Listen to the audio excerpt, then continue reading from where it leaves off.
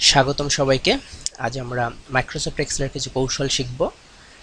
এখানে আমরা কৌশল 1, কৌশল 2, কৌশল 3 এবং কৌশল 4 চারটা কৌশল আমরা এখানে শিখব এই টিউটোরিয়ালে।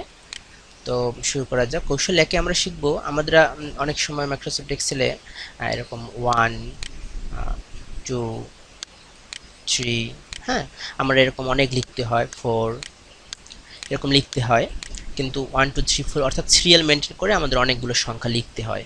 বাট এই সংখ্যাগুলো লিখতে আমাদের অনেক সময় লাগে এবং পরিশ্রমেরও বটে। সো আমরা যদি একটু কৌশল শিখি তাহলে আমাদের এই সময় এবং পরিশ্রম দুটোই বেঁচে যায়। তো আমরা দেখি সেই কৌশলটা। তো আমরা 1 এবং 2 প্রথম যে দুটি সংখ্যা শুরু করতে চাই সেই সংখ্যা দুটি আগে লিখব, তারপরে দুটি সংখ্যাকে আমরা সিলেক্ট করব। সিলেক্ট করার পর দেখুন মাউসের পয়েন্টার নিয়ে এভাবে যখন আসবে, ভালো করে লক্ষ্য করুন, এভাবে যখন প্লাস চিহ্ন আসবে মাউসের পয়েন্টার, তখন বাম ক্লিক করে মাউসের বাম বাটনটায় ক্লিক করে চেপে ধরে তারপর নিচের দিকে আপনি রো বরাবর বা কলাম বরাবর নিয়ে আসবেন। এভাবে আপনি যে কয়টি সংখ্যা চান ঠিক কয়টা, যেমন 10টা চেয়েছি, 10টা রেখে দিলে তারপর আমি ছেড়ে দেবেন, তখন আপনার এখানে সিরিয়াল মেনটেন করে আপনার সেই সংখ্যাগুলো লেখা সম্ভব হবে। আপনি যদি চান 2 থেকে বা 5 থেকে বা 100 থেকে, বাট এটা অবশ্যই সিরিয়াল মেনটেন করে যদি আমরা কোনো সংখ্যা লিখতে চাই সেই সংখ্যার ক্ষেত্রেই আমাদের প্রযোজ্য।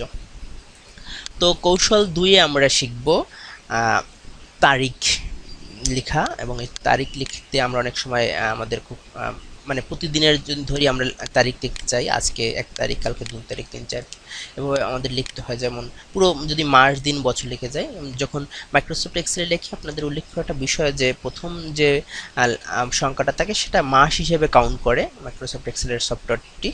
তো মাস প্রথমে ধরুন 6 মাস, ধরুন 5 তারিখ এবং 2016। আমরা এরপর চাচ্ছি যে এর পরের দিনটা, তার পরের দিনটা, প্রতিদিন এরকম আমরা নিয়ে আসবো। সেক্ষেত্রেও এরকম একইভাবে আমরা মাউসের পয়েন্টার ধরে নিচের দিকে নিয়ে আসব। লক্ষ্য করবেন, হ্যাঁ, এখানে আমরা দেখছেন 5 থেকে 14 তারিখ পর্যন্ত। আমি আগেই বলেছি যে মাঝখানের যে সংখ্যাগুলো সেটা অবশ্যই দিন হিসাবে ওরা গ্রহণ করে বা বুঝে। সো আপনি ওইভাবে লিখবেন। তো একটি লিখলে আপনি যে কোনো তারিখ থেকে শুরু করলে এর পরবর্তী যে তারিখগুলো আপনি লিখতে চান সিরিয়ালি মেনটেন করে আপনার লেখা সম্ভব যদি আপনি এভাবে মাউসের পয়েন্টার ধরে লিখেন। তো এভাবে লেখা সম্ভব এই কৌশল ব্যবহার করে একটা আপনি বড় সময় এবং পরিশ্রম দুটি বাঁচাতে পারেন। তো এরপর আমরা কৌশল 3 দেখব। কৌশল 3 এ আমরা দেখব আসলে আমরা অনেক সময় আমাদের লিখতে হয় স্যাটারডে,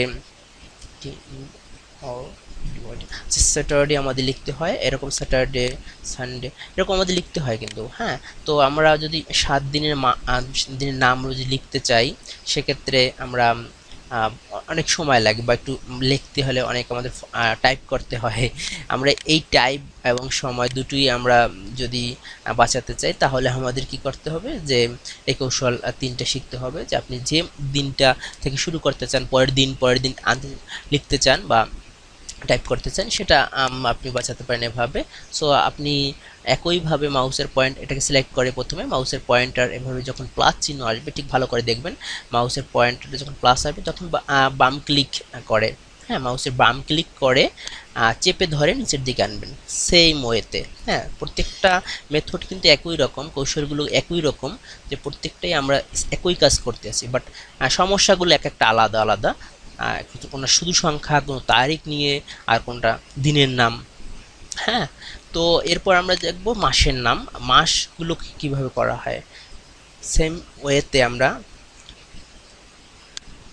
আমরা মাসের নামও এরকম না লিখে আমরা না টাইপ করে আমরা কি করতে পারি যে একইভাবে সেম ওয়েতে যে সিলেক্ট করলাম, তারপর সেম ওয়েতে যখন প্লাস আসলো মাউসের বাম বাটনটাকে চেপে ধরে নিচের দিকে নিয়ে আসলাম। এভাবে আপনি মাসের নামগুলো এভাবে টাইপ করতে পারেন, অটো টাইপ একে বলা হবে, অটো টাইপ জেনারেট করতে পারেন। সো এইভাবে আমরা যে মাইক্রোসফট এক্সেলে দৈনন্দিন আমরা কাজ করে থাকি সেখানে যে সমস্যাগুলো হয় টাইপের ক্ষেত্রে, সেই টাইপ করা এবং সময় দুটোই আমাদের বেঁচে যায় এবং খুব সহজে করতে পারি। যদিও খুব বড় ধরনের সমস্যা না, তারপর এগুলো যদি জেনে থাকেন এই কৌশলগুলো তাহলে আপনি দ্রুত কাজ করতে পারবেন। আজকে এই পর্যন্তই, সবাই ভালো থাকবেন, ধন্যবাদ সবাইকে।